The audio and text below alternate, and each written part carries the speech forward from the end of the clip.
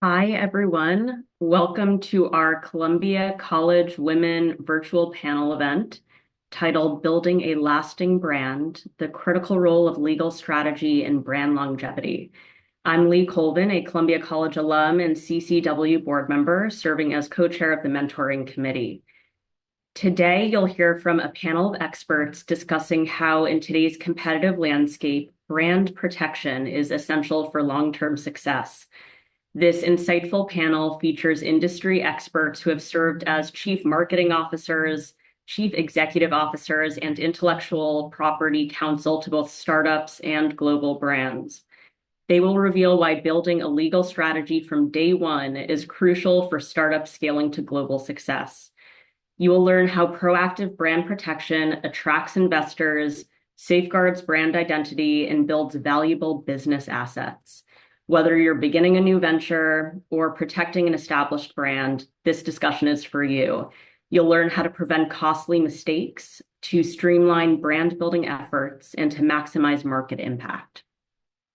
This event is brought to you by CCW, the official alumni organization for the college. The mission of Columbia College Women is to amplify the voices and leadership of women at Columbia College and across the university. We are committed to fostering a dynamic community that supports alumni and students throughout their lives. One of the ways we do this is through the CCW Scholarship, which funds the education of 1 to 2 students annually who have demonstrated a history of advocating for the advancement of women in society. It is a true grassroots effort, and I hope you will consider including us in your annual giving. So without further ado, let me introduce our moderator. And Austin, hopefully you'll pop on in a moment. Austin Cohen is Columbia College class of 2011 and CBS 2016. He is an entrepreneur and innovator who has helped build market-leading franchises in the private aviation and health and wellness sectors. He is the founder and CEO of Flexit, whose mission is to create exceptionally flexible and empowering fitness experiences for consumers and businesses around the world. Flexit provides access to live, two-way private wellness and fitness sessions that are accessible from any device.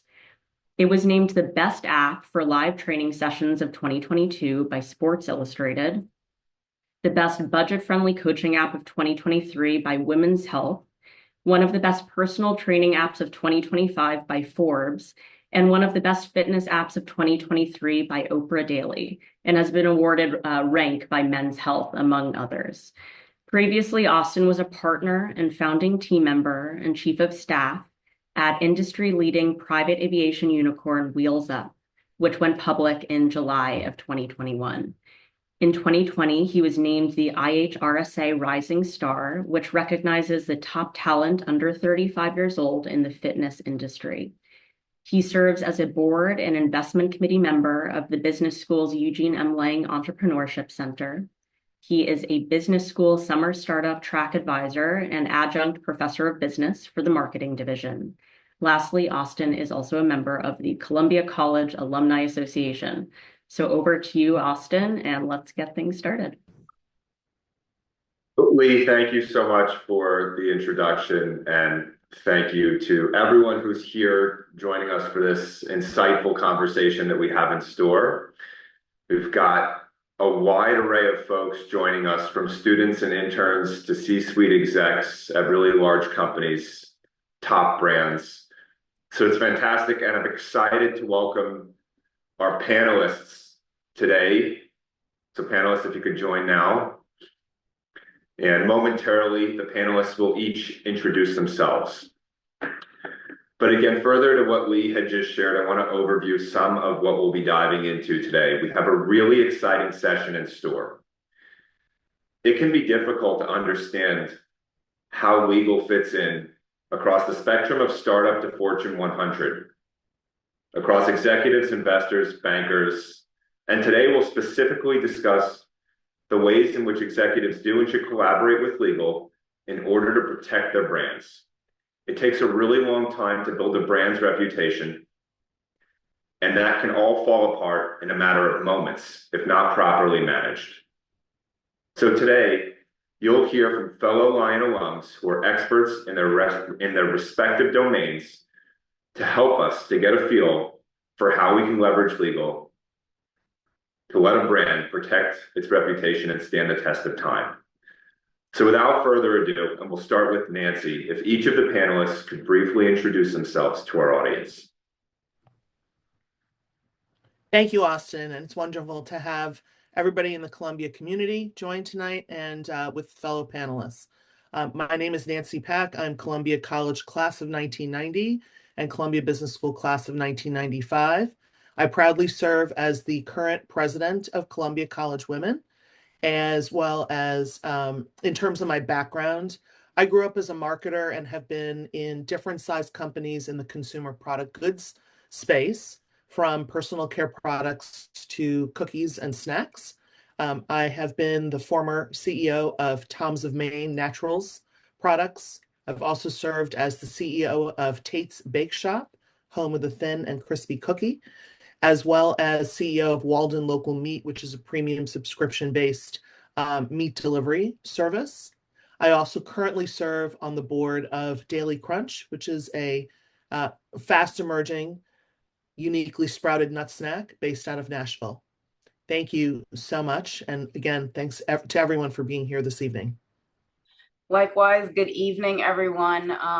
Very, very, very proud to join this panel of amazing experts, each in their own field. My name is Claire Gibson. I'm CC06. I'm an intellectual property attorney. I've been practicing for 15 years. During that time, I've worked in-house at large financial services companies, including JPMorgan Chase. I also did some time in the media sector with NBC Universal and DreamWorks Classics. Currently, I am IP counsel at Pitney, which is an AmLaw 200 law firm with general practice.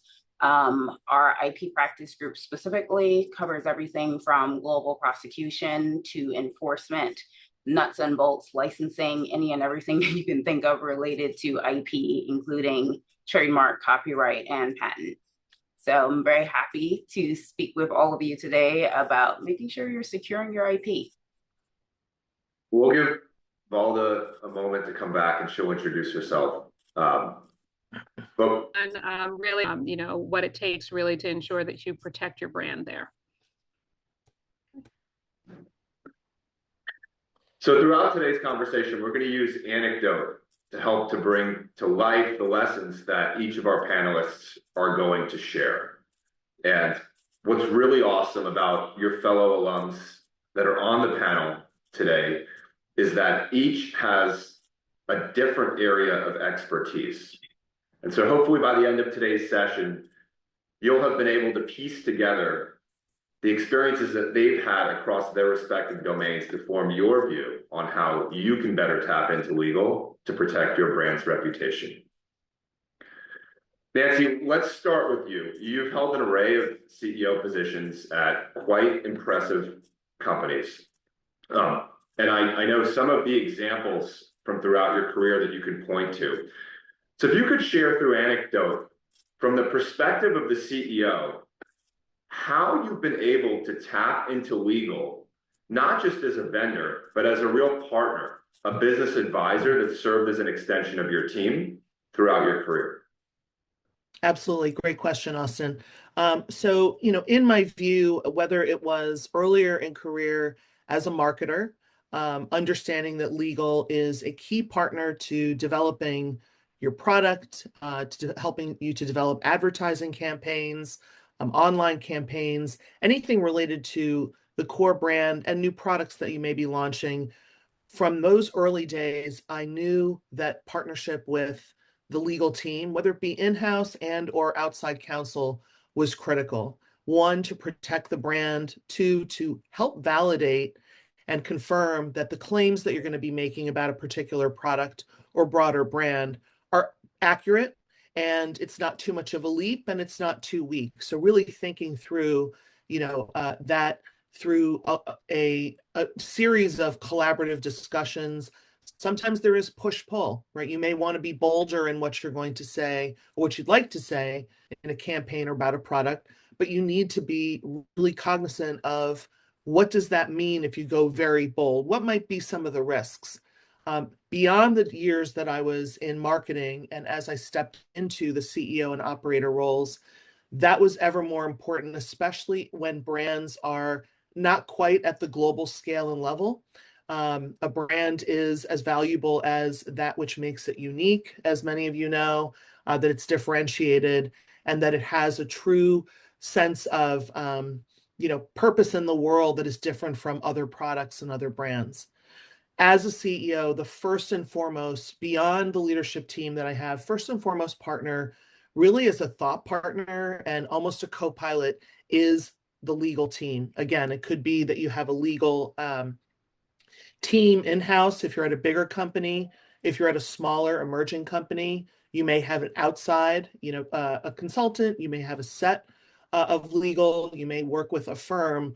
And it is so critical to understand, one, what are the risks overall for the company that you're managing, the brand itself, the communication, how you position yourself in the market. The times that I have gone into, public spaces and spoken on behalf of a company, legal's one of the core partners that I'll say, if I'm looking to share this piece of news or update, what's the risk here? What is the value of what I'm sharing? I think, especially in earlier stage or, not startup per se, but I'll speak from the earlier stage, legal has been my arm in arm partner.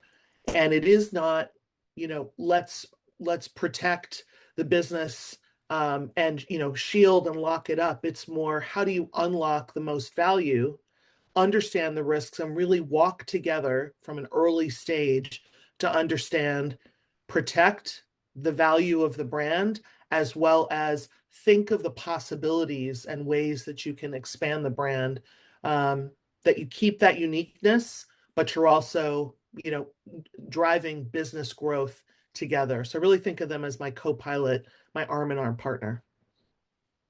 And as I mentioned at the outset, we're going to talk about everything from startup to multinational.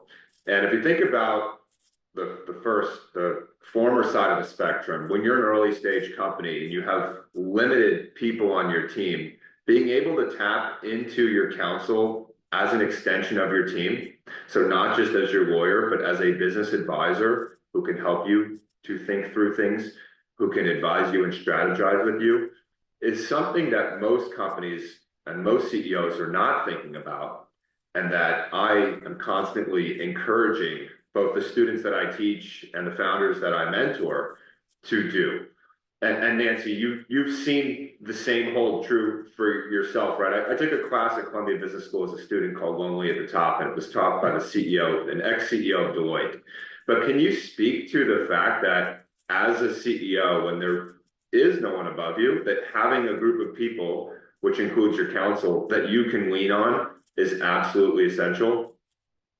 Absolutely essential. And, I love how you brought up that legal can be your business partner and a thought partner, an extension of your team.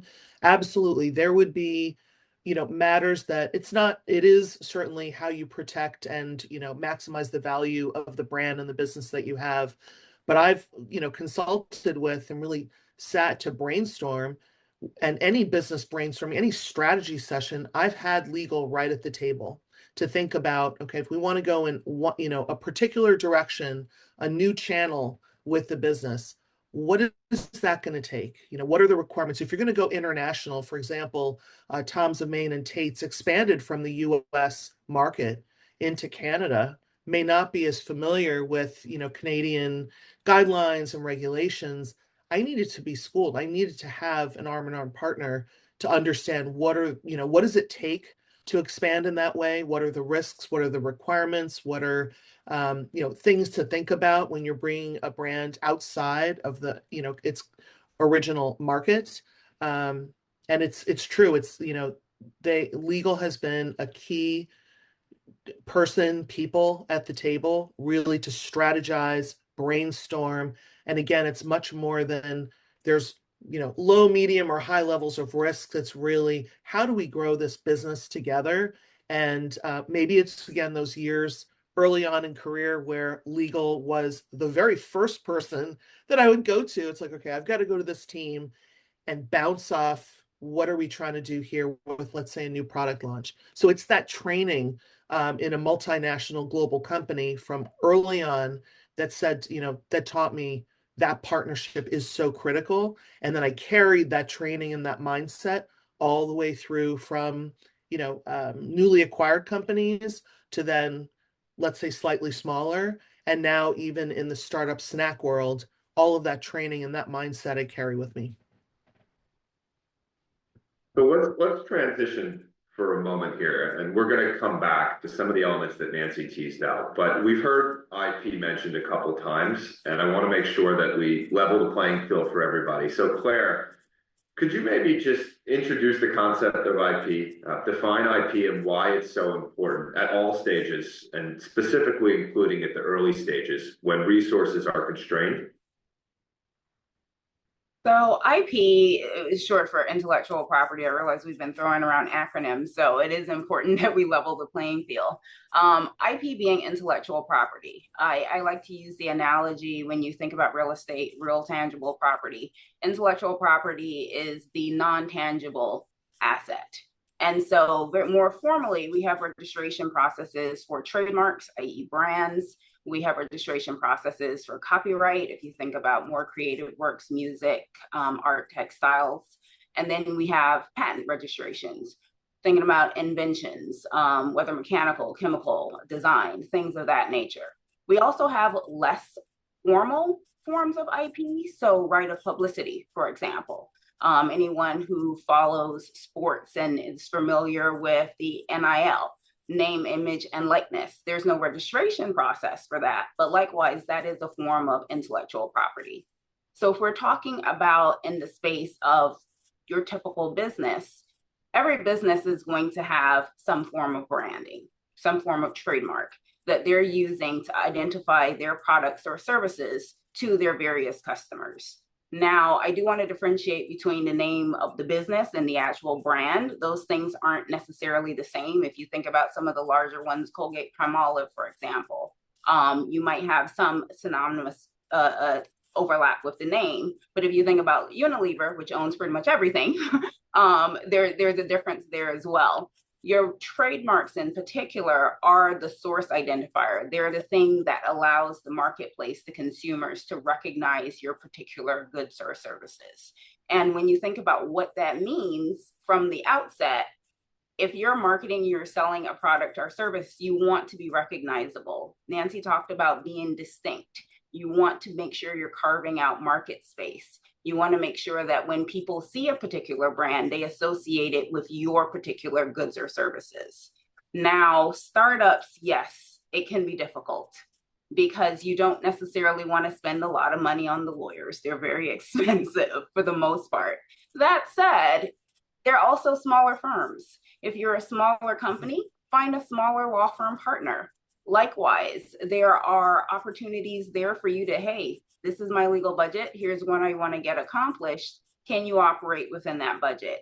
Because I will say this, and this is something that I laugh about with my associates now. Very often, unfortunately, especially smaller businesses, come to us after things have gone awry. It's a lot more expensive. I promise you, it's a lot more expensive to clean something up than to get it right the first time. So you do want to prioritize legal advice. Your attorneys aren't just there to be nickeling and diming. They want to see you win, because when our clients win, we look great. And so you want to make sure that you have that partnership at a firm that works for you as soon as possible. So Claire, maybe you double click there and just talk about why not cutting corners in the earlier stages, while it might seem tempting, is going to actually materially be relevant later on. What are the implications that someone should be considering?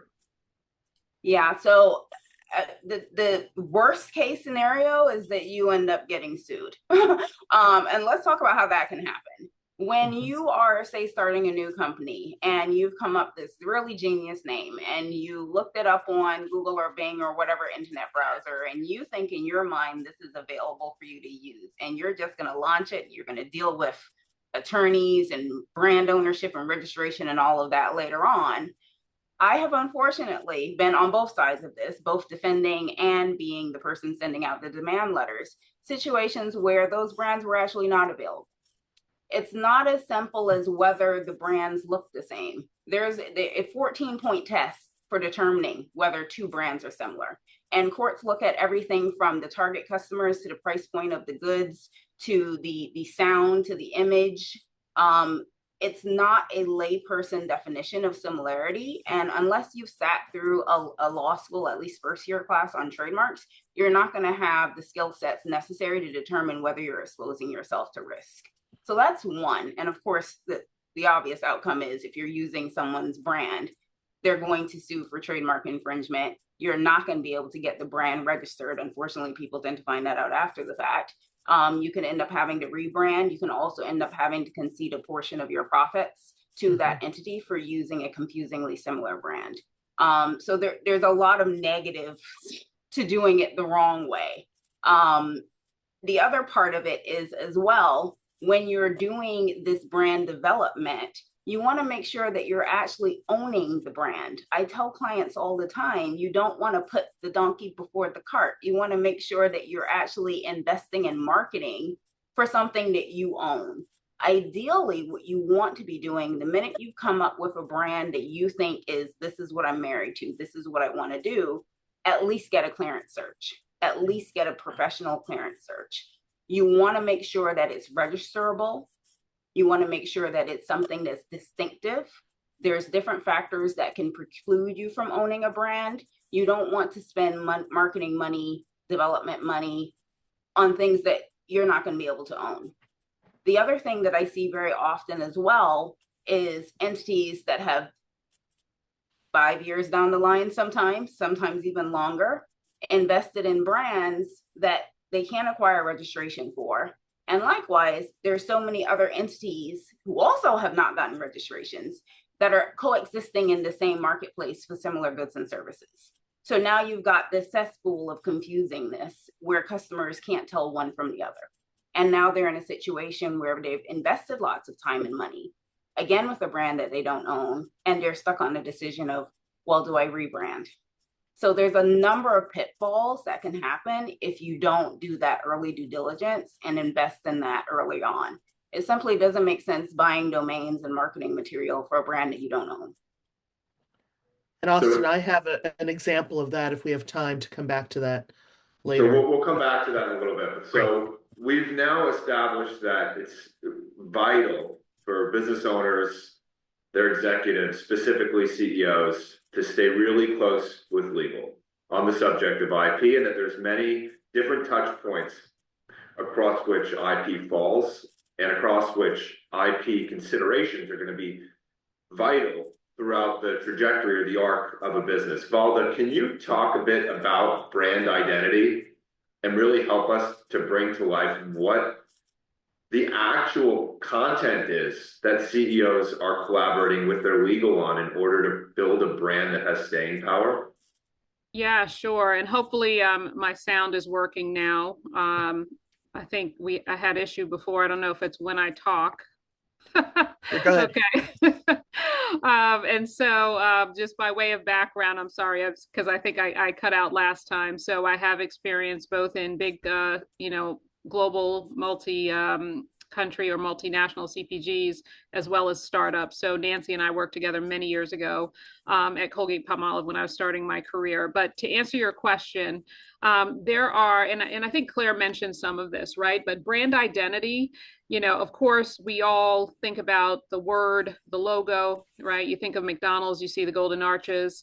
That's an aspect of it, right? Oftentimes as well, there are social media handles as well today, right? If we think about in a digital environment, what are the things that are part of the identity, the tone of the media? Sometimes there's creatively, you can protect some of that. I think additionally, when you're looking at all of the consumer touch points, color, shape, design, some of the things that I like to also advise people to think about is beyond the words and logo. What are the things when Claire says distinct, right? If you enter, for example, a product category and there's a new packaging structure, you may be the first, but if you bring it in and it's a stock component, that is not necessarily something that is protected versus actually designing the shape of that bottle or package, and that can be something unique to the brand identity, for example. There's so many aspects, and it really depends on the industry that you're operating in, whether you're a good or a service, and so forth. But I think it really is important to really use legal, I say, as your personal lighthouse, right? They're the ones that can really save you time and scan the environment in which you're operating in to advise on the things that you need, the steps that you need to take in order to protect your brand. And you mentioned social media and social media handles. Can you talk a bit about some of the implications specifically with respect to social media and the boom of social media over the last decade and a half, 2 decades? Sure. And, I'll give an example. I've worked in everything from beer, wines, and spirits, to, cannabis, for example. I think one of the things that's really interesting is the rules really do differ.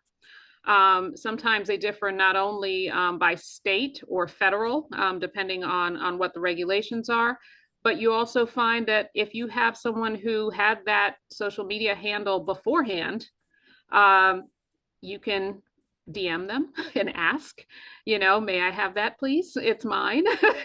But you know what? I've actually true example. We reached out and said, hey, that's actually our brand. They don't have to give it back to you.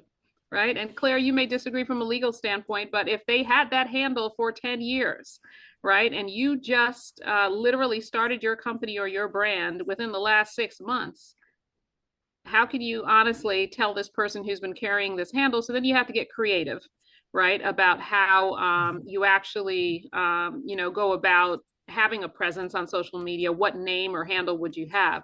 I think the other thing that's really interesting in social and digital, for that matter, is e-com, right? Oftentimes we're thinking about the engagement, the audience, right, driving awareness and so forth. But from an e-com perspective, if you're a digital first brand and you're looking to sell your product, well, the way that you're actually going, online, you're actually going to need product attributes. And I think the interesting conversation that we've been having, particularly in the age of AI, is related to, is an attribute just an attribute, or is it, a tacit claim that you're making on that product? And if it's discoverable within the description of the product from an e-com perspective, then again, legal needs to consult, right, on whether or not you want to take that risk. And I think AI is an interesting area for all of us now to continue to learn our way through, because things are that much easily copied. Right. And if you think about, not having, I'll say, geographic walls, right? The other bit, we're talking now, we're in a US context. But I also would say, think about the long arc of your business. Is this something that will only be within this one geography, or are you going to look to the north or to the south, right? Canada, Mexico, et cetera. And what are those laws? Don't assume that what's actually protecting your brand and your IP here in the US is necessarily going to carry across geographies. And practically speaking, there's all sorts of different IP sets. But let's look at trademarks just as an example. Can you speak to the importance of securing those marks, and then speak to the challenges that arise when there's controversy over own marks and how that can disrupt any marketing that your company might be doing? Well, yeah, we've had that everywhere from, most recently I had one of my brands, someone actually used elements of it that are very much identifiable only to that brand, and they change, let's say, a few words on the label, right? And what it projected was not in line with our values, let's just say. And so, you can get into situations where you have to then, go after someone. You may also have a situation where it creates a PR because someone confuses what someone else has taken, right, and adapted with your own brand. And then you have a PR nightmare on your hand because it may, suggest that it's not safe for consumption, for example, because I'm in the food space, right? Food and bev space right now. So, the entanglements, I'll call it, that you can get into if you don't have things properly protected and the right legal processes in place, really can affect the value of your company as well. So it's not just a brand protection, it's actually a protection for the company and its valuation in the marketplace. And if there is something that happens that ends up driving down the consumption of your product, right? Well, then that has financial implications, but there's also reputation and image implications that leadership also has to contend with. So for our audience, so far we've heard from each of our panelists, and we've established that it's vital for executives and CEOs to lean on counsel as an extension of their team, which specifically around IP is important to both protecting the company, its reputation, and its identity in the marketplace. So Nancy, we'll come back to you momentarily to speak to some of the specifics that a CEO can do in order to help to create for a lasting brand. I think that brands that are able to stand the test of time are able to successfully navigate potential reputational risks. And I mentioned at the outset today that it takes a long time to build brand credibility, but that credibility can come crumbling down in a matter of moments. So if we look at recent history, examples like FTX, WeWork, Theranos show brands that appeared to have built strong reputations over some level of time that then quickly came crumbling down. But if we look back in history, there's examples such as the tampering case with Tylenol, where successfully navigating crisis actually helps a brand to come out the other side with its reputation even stronger. So Nancy, back to you. Can you speak to how CEOs can put the right parameters and structure in place to create for a company whose brand can stand the test of time? And can you specifically talk about product recalls in the CPG space, your experience with recalls, and how some of the things you should be thinking about as you navigate a recall in order to protect your brand? Absolutely. And I won't, for confidentiality, I won't mention what the actual brand is, if that's okay, but I will provide at least a good enough sense of what it is. So I have navigated two specific recalls or been, involved or let's say a participant in two situations. And in both cases, they were voluntary recalls, meaning we were not approached by, the FDA or some agency to say, you have to take your product off the shelf. What had happened was there was a mislabeling. So if a product says that it's, right, vanilla flavor when it's actually unflavored, and you switch that, it is possible that somebody who's thinks they're buying the unflavored gets the flavored, which could create an allergy. There could be, some adverse effect. I'm giving you a little bit of a stretch example, but it was a mislabel. And so in discovering this mislabel, quickly pulling the leadership team together, as I'm doing that, I have, my legal arm and arm partner sitting down saying, oh my goodness, complete, absolute, honest mistake. We did try to sit down and say, let's assess, is it one batch? Is it, one shipment? Have we been shipping this product for quite some time? trying to understand lot numbers. So really going through at, first and foremost, how big is this mislabeled problem? And getting all the team around to do some of that, some of that discovery. And my legal partners saying, okay, let's go through and figure out how big is this phenomenon. We met every day for 2 months. And while it was quickly addressed, we met every day for 2 months, even some calls on the weekend to plot out how we were going to get through this. So we did figure out that it had gone into retail, brick and mortar stores. It had gone to many warehouses mislabeled. We understood, what the value, the pros and cons of doing a voluntary recall, which would be, yes, there's a PR, there's a statement publicly that says, if you bought this and this, there was a mislabel, it's these lot numbers, throw it out or send it back, and you will be eligible for a refund.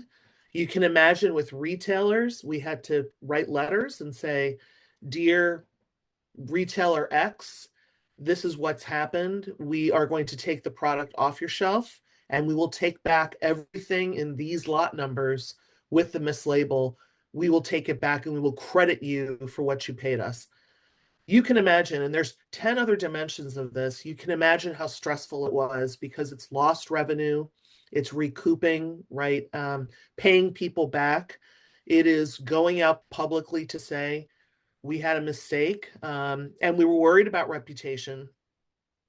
But through assessing how big the problem was, getting the right people who understood, how much is warehouse, what are we going to do, what are we going to talk to retailers about, how are we going to, how much do we have to throw out that we've produced, and what are we going to say in the public? It was really, really, really stressful. I'll say probably some days of, needing extra coffee in the morning before starting the day, to understand what are we going to do, what is that plan, right? The PR plan, product loss plan, what we're going to say to retailers, what are we going to say to consumers?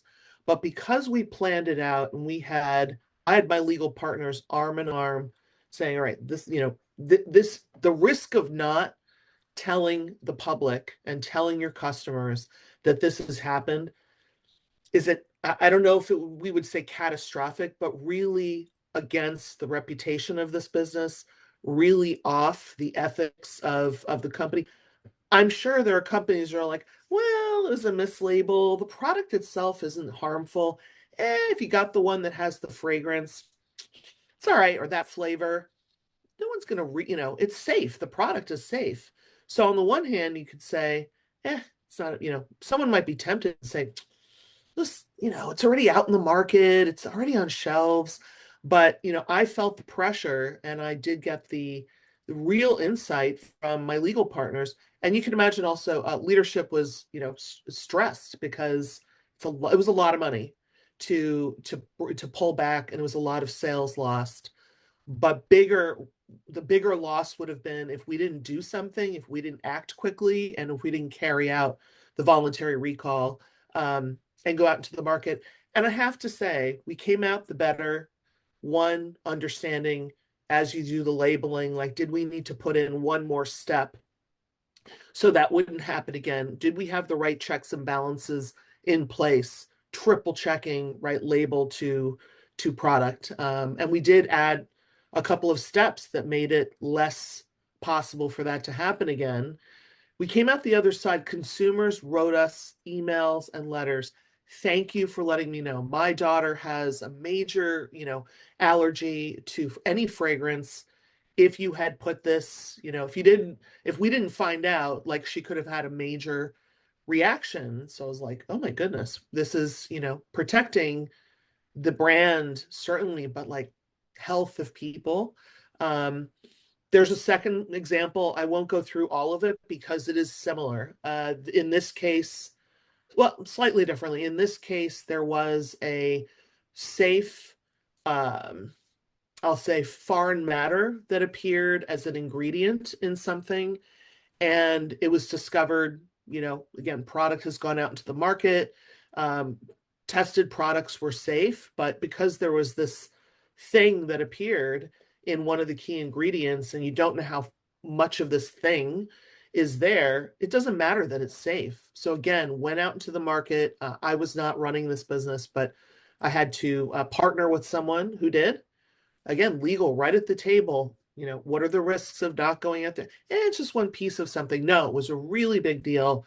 That brand as well came out the other side. Very, very strong, positive consumer sentiment. In fact, hey, I haven't bought your products in a while. I'm coming back to you. Thank you for the honesty. Thank you for the trust. So yes, lost revenue, and that's very painful, but positive reinforcement of the reputation of both of those brands. And as a company, sorry, they were very stressful. So I remember very vividly. Well, it was very stressful. We'll pause there so that we don't bring back any of the feelings of stress from the past. But as a company scales, the consequences that some of these challenges pose also scale, the magnitude of these consequences.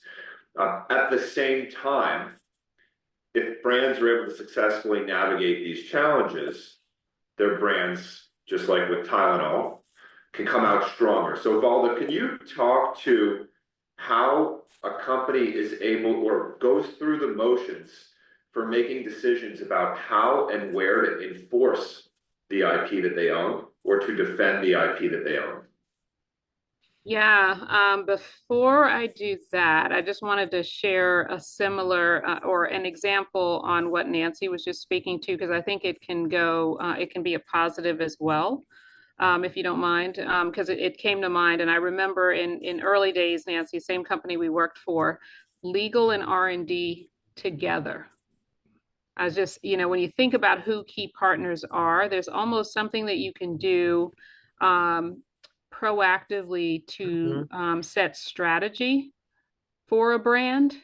And this kind of ties into the question you're asking. It's not about scaling, but it is about winning in the marketplace and growing vis-a-vis key competitors, right? And so in this case, I remember we stumbled upon, not maybe stumbled, we planned, right, to have a formula that would beat a leading soap, right, type of soap, on the key category cost of entry, which was grease. And so, when you come up with being best on and actually taking, this was a project that I worked on, that claim from the leader in the marketplace, well, you had better be certain that if you're going out there with it in advertising, if you want to put it on your product package at shelf, wherever you're going to place that claim, is it bulletproof? And bulletproof can only be determined, 1, with legal, right? 2, with R&D, because it was actually a testing protocol, right, that actually could be backed up if you were challenged on that claim. And then it gets down to the tactics, right? So in this case, it was a brilliant, team effort that got us to this superiority claim that we did put on package, but instead of it being in a permanent spot, it was actually stickered onto the product. So if you're challenged, it's a lot easier to remove a sticker than to have to redesign your label, right? And so there we were able to gain a lot of market share points because we had our own benefit, which was, less harsh on your skin, right? Soft on hands. And so I'll never forget that moment, actually, because Nancy, when you were talking about it, it was like you were talking about a recall. And I was like, no, you know what? I remember a time when we avoided, right, needing to pull something off of the shelf. It actually was the partnership of legal and R&D and regulatory and all, so many people at the table that allowed us to be able to be more aggressive. We were challenged in court and won. And I don't think we would have won had we not had legal and R&D and all of these other people actually pressure testing the language that we were going to use against that product. So I just wanted to put that out there. I had good ones like the example that you just shared, but because we were, what could happen if not, or what could happen if you, to Austin's question about reputation can go in Mhm. 2 seconds. Yes. Those were lonely moments of, gosh, what do we do? Of course, we were going to go the route of taking the product off, but all those what might happen, Mhm. the legal team was at the table to say, you don't really have a choice, and Yeah. here's how we're going to walk through it. You choose the other way, your Yep. business is going to go down the drain. Absolutely. So Austin, I'm sorry. Could you restate the question since I was chatting so much? I lost. Absolutely. Can you talk a bit? No, great example. Thanks for sharing. And it's great when we can get ideas bouncing off of each other and make this feel more immersive. So thanks for sharing that. Can you speak to enforcement and defense? The decision-making process around when to Mm-hmm. actually start to spend dollars Mm-hmm. to defend the IP that you own. Yeah, I might look at Claire to, in this one as well. But for us, sometimes, we look at um the size of the, if it's I'll make it up, a 16-year-old, who decided they were going to pull a prank, making this up, but are we really going to expend, or do you send a letter, right? And first you try to communicate with the person and say, we noticed you did X, Y, and Z, and that, really wasn't right, wasn't legal, went against, whatever. And, we've had examples where we've done that. And there's smaller companies, or a small company who lets someone have freedom, if you will, right? Particularly on social media, and they misstepped. And in something that happened just this week, in fact, somebody was sent a nice letter back, and we were like, wow, that was the nicest response we've gotten to one of these letters. Like, oh my God, I'm so sorry. We're just starting, and I didn't even realize that happened. As soon as you let me know, we took it down, and they did. Right. So there's no reason to really go after, someone. So you take certain steps, at least to alert them to the awareness, that you see it. Now, if it's a larger recognizable entity, right, I think then we start talking internally about intent, and effect, right there, of the action. And also consider, is it actually a direct competitor or not? So those are sort of some of the considerations, but I think we have to really know that we're in a position, also to win or to have a favorable outcome, and whether or not the action that was taken has had any harm to our business, at least in the time that we've known about it. If it's a new product launch, let me just say this though, and I'm thinking more in the context of brands that have been around, that have established. I am currently working on brands that have been around for 150 years, 100 years, right? I think those are harder to take down. But when I was in a startup environment, I mean, we were relentless. And I mean, anything that we caught that would get in the way of our momentum, we were much more aggressive about it, but in this, working for larger brands and larger companies, I think it's really, we calibrate whether or not it's a true threat or not. And then we take some smaller steps to see if they respond and or not. So Claire, I don't know if you want to jump in and give sort of a legal perspective on that. Well, a few things. I want to make it clear that brand owners have a legal requirement to police. That's not optional. If you are not actively policing your registrations, you lose them per the law. It's the doctrine of latches. I'm not going to get into the Latin of it. It's tantamount to if someone was in your vacation home and you were notified about it and you didn't do anything about it because you don't have to be back there till next summer. After a while, they get squatters' rights. The same thing applies when it comes to your brands. If someone is openly using your brand or a confusingly similar variation thereof, and you knew or should have known about it, there comes a time when you are legally considered to have acquiesced to their use, and you are prohibited from acting, barred from acting any further. That does vary. Valda mentioned earlier about laws that are applied per state or federal. Different circuits have come down differently on when that actually happens, but some circuit courts have found that you're barred from any further action of enforcement in as little as 2 years. And so when it comes to an enforcement protocol, and heritage brands, like Valda mentioned, those tend to be a lot easier to police. Most people are not going to go out there and try to copy something like Google, or you know what I mean, these large, long established brands. When you are earlier stage and you're still carving out your market reputation, it can be a bit more difficult, and you do need to be more proactive. When it comes to how you do that, you want to have what we call watch services. We have the option to be able to watch your e-commerce platforms, to watch domains, watch social media, literally comb the internet for uses of your brand or confusingly similar variations thereof, and then decide how to move forward. And sometimes you don't need to get legal involved. There are certain circumstances where I will tell a client, hey, you know, I'll coach them through the call, or hop on the call with them and I'm silent, and they allowed to have a B2B call where they have a conversation about how to navigate the situation and make sure that everyone's brand reputation stays solid on the other side of it.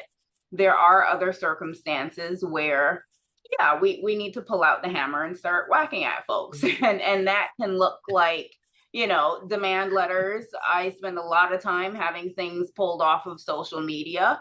When it is a circumstance where not only is it going to dilute the client's brand, possibly also tarnish the client's brand, we want to act as expeditiously as possible. Those types of circumstances, I will send a cease and desist, but I'm not waiting for a response. I'm also having their Shopify pulled down. I'm having their social media removed, because it's about protecting that asset. So there are varying options in terms of response, but one, you need to be proactively checking. It's not as simple as, well, I own the registration, so no one else can use it. That's not what's going to happen. If you have a brand that's valuable and recognizable, people are going to copy it because they want to make money off of it. And if you are not intentionally looking to see who might be doing that, you put yourself in a position where you might lose your brand because of it. So enforcement protocol is extremely important. Clearance protocol is also very important, because before you even step into the arena of owning the brand, you want to make sure that there aren't other entities that are owning it. And when I talk about clearance, I'm not just talking about whether the registration is available. I'm also talking about checking social media handles, checking whether the domain is available, all of these things. That enforcement starts from the beginning. You want to make sure you actually have something that you can police at the end of it. Can I just, I'm just going to add a couple of easy ways for people to do that. It might be obvious, but just two quick ones, right? I think, you know, if you have, you know, a social media team or someone running that, social listening, right? Whatever you use to automate social listening can oftentimes catch some of those copycats that are out there. The other thing I would say is, you know, just news, you know, anytime if you're doing, you know, articles and you put prompts, right, for whatever news for your industry or for your product line, etc. However you get those alerts, sometimes, again, it comes automatically to you. So it's not, you know, if I start a company, believe me, I'm going to be out there every city I drop in, every store I go into, I'll be looking. But I think you can also automate and don't feel that you need to have, you know, teams of people doing it. You just need to put the right prompts in, right, for it to come to you. And Claire, we've talked about here implications with legal things to be mindful of, but one step back from that is how to choose who the right legal partner is. Can you speak to some of those considerations, regardless of stage, whether it's at the early stage or later stages, and the things that people should be running through their heads as they're making decisions, interviewing, getting to know folks? And I would say, even regardless of the size, your legal counsel, it's a very personal relationship. It may not seem that way. People don't necessarily think about that from the outside, but it is a very personal relationship. Both when I worked with smaller brands and working with larger brands, I will get a quick text message. Hey, Claire, can you give me a gut check on this? And it's a personal relationship where I want to make sure that whether it's a CMO, whether it's in-house counsel, I want to make sure they're making a decision that protects their brand and also makes them look good. I'm here to be a resource. So you want to have someone, regardless of the size of the firm, that you are comfortable working with, because you're relying on that person to advocate for you, to look out for your interests, to provide you with information that you don't readily have for yourself. Now, again, firms come in all sizes. I ran my own practice for a while, and I worked very, very closely with essentially outside in-house counsel with these brands. Every decision that was made from start to finish, we were on the phone all the time, text messages. I was able to understand what their goals were for their business, make sure that I was also thinking about long-term plans that they necessarily didn't know to think about. And in that role, the relationship is such that you are a part of the business team. Mm-hmm. No, you're not an employee as the attorney, but you have to be a part of the business team. If you're on the business side of it and your lawyer is someone who isn't accessible, whose judgment you don't trust, who doesn't understand the goal and focus of your business, who hasn't invested in understanding your market, you've got a problem. It's time to switch lawyers. Mm-hmm. You also need to understand that you are in the driver's seat. The business side is in the driver's seat, period. It is your budget, your brand, your business. Understand that as you're speaking with your attorneys. Now, of course, law firms are also businesses and they're going to look to make a dollar. But if you have a set budget for what you need to accomplish, anytime you're interviewing a firm, make sure that you've communicated that clearly. Here's my budget. Here's what I want out of this relationship. I want X many registrations. I want this type of enforcement or monitoring. I anticipate, this amount of growth. And here's what I'm willing to spend on that. Make sure you're clear about that. When it comes to smaller brands, the budget being smaller, partner with smaller firms. Chances are that not only are you going to get an attorney at a lower rate, but they're also not going to necessarily bill on an hourly basis, as opposed to, having a flat rate option, which would be very flexible for a lot of smaller businesses. As your business is growing, you do want to have firms that have a deeper bench. If you are looking at a national business where you've got multiple direct-to-consumer products, you've got multiple launches per year, you have various domains, you have lots of enforcement that needs to happen, you're not going to want to work with a firm that only has, 5 or 10 attorneys. You need a firm that has the depth of skill sets that can address all of your needs. And so you may start at one place, and as your business grows, you may switch firms that can adequately address what you're growing into. But the business is in the driver's seat. Don't let these lawyers intimidate you. That should not be happening. Your firm should be your partner. They should be invested in your business. They should be your ally. They should be an asset to you. And if that's not what you're getting, go find another firm. There's lawyers everywhere. I personally, I'll just share that on the other side of that, oftentimes you may work not just with one firm, but your company may actually use multiple firms for different practice areas. And in my personal experience, it's just a data point of one, I've felt strongly that, to Claire's earlier point about this being a personal relationship, that I have to be interested in having dinner, say, once a month with the lead individual from that firm, even if it's 3 different firms that we're using. If that's not where we are, then that's not going to be the right counsel for me. And that's coming from the perspective of someone who likes to lean on legal as an extension of the team, as an advisor, which is the content that Nancy opened up today's conversation with. So definitely a really personal experience and relationship, and one that should be made very thoughtfully, with the cheapest option usually not being the best option. 100%. I agree completely. Law firms are a lot like most other services. You kind of get what you pay for as well. That's not to say that there aren't practices that are not the most expensive where you can still get amazing quality service. Especially if it is a trusted relationship and they see it as a long-term relationship. Most firms will be flexible if they see it as being an ongoing relationship and they're willing to write off some of that billing. One point that I will say, when it comes to one firm, two firms, or five, that also varies depending on the size of your business. With smaller businesses, and when you're starting out earlier on, you will probably want to have multiple firms. The reason being is that the larger the firm, the more expensive things tend to become. And so if you are in a space where you're considering your budget very carefully and you need to prioritize the types of legal services, for example, make sure you have a tax attorney. That's very important.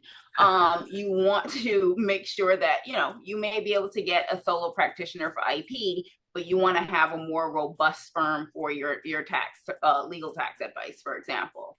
As the business is growing, and what you'll see with, and I guess Valda and Nancy can speak to this as well, what you'll see is the larger the businesses, they tend to house all of their legal services at one firm. I've worked with smaller firms as well as the firm that I'm at now, which is a full service firm. And our clients, we service them from tax to IP to real estate to everything, litigation, and everything in between. The reason why larger businesses, and as businesses grow, they tend to do that is because you want a firm that understands the full scope of your business. They understand, hey, this is going on with tax over here, and they're looking to buy assets over there. How is that going to affect our IP over there? So you've got your full team in communication with each other, providing you with comprehensive legal advice. And again, you may not need that in the first 5-10 years of your business. But as your business grows, that type of hand-in-hand, full service protection and offering is something that you would want to consider. So the flexibility is necessary. You just need to make sure that you're getting what you need at the time that you need it based on the size of your business. And if you're not, I firmly believe in slow to hire, quick to fire when it comes to law firms. Make sure you're getting what you need. It is a very personal relationship. My Claire, personal that I pay the bill for. That's really well said. We'll leave that there for now. So we're going to continue to hear from our panelists, but we're going to do so in a slightly different format. We're going to open up to the audience for questions, many of which have come through the Q&A already. So no raising of hands, but please submit questions in the Q&A box at the bottom of your screen. We're going to start with Nancy, actually. First question is around brand positioning. With the increased emergence of startups, Nancy, how would you be able to position your brand to stand out in a saturated market?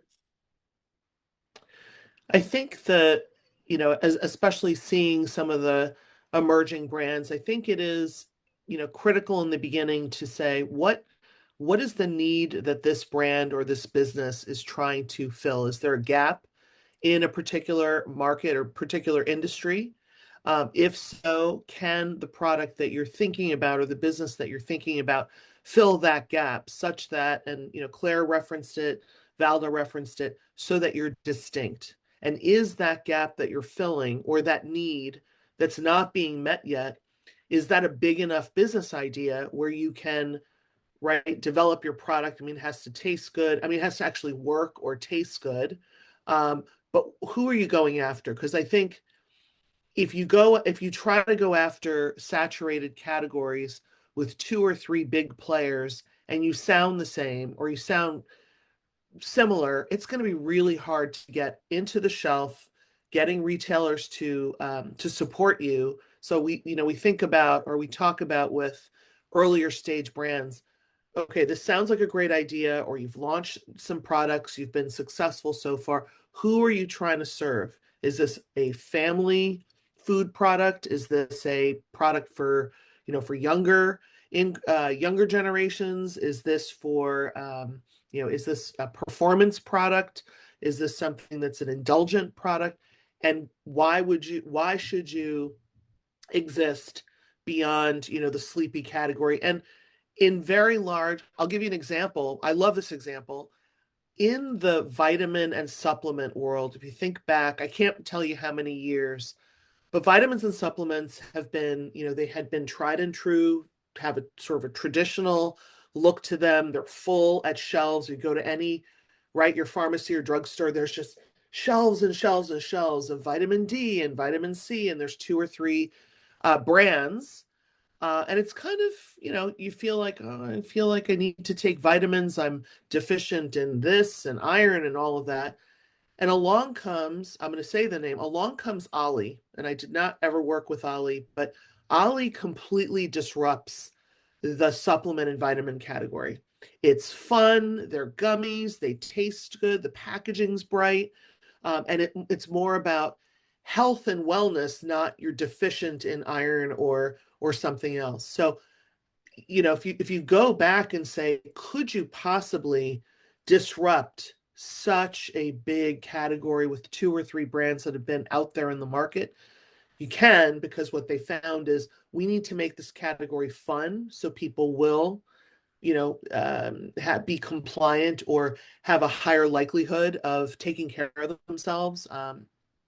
Whether it's a vitamin C or it's an immunotherapy or it's elderberry gummies, there's such a world, and they created such an explosive extremely successful, completely incremental business. They started to take shelf space, and, consumers loved it. So that's one example of a very large category. You would think, you can't break into this. There's shelves and shelves and shelves of it. No, it's because Ollie identified and said, we can do this, deliver the same vitamins, but we're going to do it differently, where people are going to be excited to use this category, excited to buy us, excited to come back and have the entire family consume those products, consume those vitamins. And there's many examples like that. But back to your question, that example ties to what need are you trying to solve with your brand or business? Either a little bit differently, it tastes better, or it's more modern. And if you can be really crisp and very, very focused on what you're trying to solve, and who you're going to serve, identifying that up front is going to be really important for you to then be able to say, okay, how do I get this out into the market, into many hands and many places? But that brainstorm, that beginning of, why are we creating this? And if we're going into really big categories, how are we going to do it differently? How are we going to position it? And Yeah, and Yeah, if I could build good. So yeah. We only have time for a few more questions, and we have a lot of ground to cover. Okay. We had an interesting question come in. We haven't talked about NDAs today. Obviously, IP can get covered in NDAs. Can you speak to the enforceability of NDAs? Me? Yes. I'll take it. Yeah, that's definitely yours, Claire. That's yours. I have anything to say.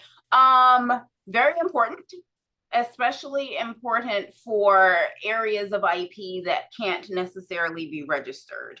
So for example, I have clients in the food space. We often have conversations about what it looks like to protect their recipes. I like to use the example of the Coca-Cola formula, trade secret. There is no registration for that. How do you make sure that that very, very valuable asset stays protected? And the way to do that is with your contracts, with your NDAs. And so you want to make sure that you're addressing that. Again, this is another situation. Talk to legal really early. You want to make sure that there is confidentiality agreements in your employee agreements with any contractors that you're working with. Certainly, if you are using outside R&D in any way whatsoever, there needs to be very, very clear contracts there as well in terms of NDA and confidentiality. And in terms of enforceability, it's America. We sue people. Absolutely, it's enforceable. And if you can put a valuation on that, then that's going to be your damages. And so very important, get your contracts in order, make sure your NDAs, it's not just the NDAs, again, also your employee contracts, your vendor contracts as well need to make sure that you're properly protected and this asset that you can't register is properly protected. And you do want to be willing to enforce that. You sometimes you just need to sue. Absolutely. Claire, another question for you. We talked a lot about CPG today. Can you talk about IP-specific considerations with regards to tech and software? So very, very complex issues. You're looking at a full gamut of protections there in a lot of spaces. I have clients come to me all the time and they say, oh, well, I've come up with this new software or what have you, and I would like to patent this. The thing about IP is that not only do you need distinctiveness, you need originality, okay? You cannot acquire any kind of protection for any kind of IP for something that is not inherently original. So if you're building out whatever it may be based on something that existed previously, you're not going to be able to acquire protections. That said, if you do have something original, depending on the nature of the product, you want to explore what your options are for protection. We've talked about trademark. The brand names matter. If you are, for example, creating an asset and you're putting it on a marketplace or a platform for use, I spend a lot of time filling out platform as a service and when it comes to PTO registrations. And so talk to your counsel. There's a number of different options for protection. You want to make sure that you're having a comprehensive approach for protection in that sense. Sometimes it'll come down to contracts like we talked about. Sometimes there are registration options, even though it's not covering the full breadth of what you have. We might need a multi-layered approach to making sure that you have your protections in place, but you want to be proactive in doing that. Sitting on your hands and doing nothing is not going to put you in a safe place. You don't want to be reactionary. And that's been a theme that we've hopefully teased out to the audience over the last 75 minutes. We have a few minutes left, and in those few moments, we're going to spend 1 to 2 minutes across each of our panelists, starting with Valda. Just key takeaways, insights you want to leave our audience with today. Yeah, I would say to the audience, I would think about you, right? Think about you as an owner or a leader and what your risk tolerance is. Are you more of an ask permission or ask forgiveness type of person? And I think that knowing yourself, right, matters and in the relationship that you'll have with your legal partner, because it really could be shaped by that. And I think you heard, it is personal, as Claire said, the relationship with your attorney. So knowing yourself and going into that relationship is important. I think the other piece that we didn't touch on, though, is thinking about the type of company culture that you want to build and shape. So we talked a lot about the company name, the brands, et cetera, but there's an aspect as well to reputation and to brand that very much is in the day-to-day of how you hire, how you manage talent. Changes there can also hurt a company's reputation. And then I think we talked a lot about, I mentioned the term, the long arc of the business, right? Having legal work with you really early on helps you think 10 steps ahead, right? You may not need to act on all of those things, but you can put some protections in place early on, or at least park some things, right, for you to then act on later as you scale. And this is particularly to smaller businesses. And then, I just want to echo what Claire said in terms of really it's on you as well, right, to be the primary watchdog out there for your brands and for your company name and reputation. So, you have the ability to be as aggressive as you need to be. And that, folks like Claire and the company she works for are out there to really partner with you. Nancy? Great. As we talked earlier in the conversation, and the theme has come out, embrace legal partners early with any budget that you have, but embrace them early, because you'll only come out the other side well-informed, having a strategy, and having advocates, even when you have bumpy moments. But protecting your brand starts with embracing legal partners early, and don't cut corners, especially in smaller businesses. Every dollar counts, and it is hard to part with dollars for, what may feel like, oh, it's consultation, or I can kind of wait to get, a little bit, bring my business to a larger size, and then I'll hire some people. Cutting those corners and not doing the homework and not having the right partner next to you or with you is going to cost you a lot later. I mean, it can cost you millions of dollars. It can cost the reputation of your business. As Valda said, the culture of your business could be positive and turn on a dime so quickly. So embrace early, don't cut corners, make the investment, because the investment you're making in your brand and the value of that brand for the life of the brand. Claire? I'm going to echo a lot of what was just said. Understanding, of course, the economics of it can be difficult. The budgeting of it can be difficult. Again, there are law firms out there of all sizes. There are law firms that have different business models.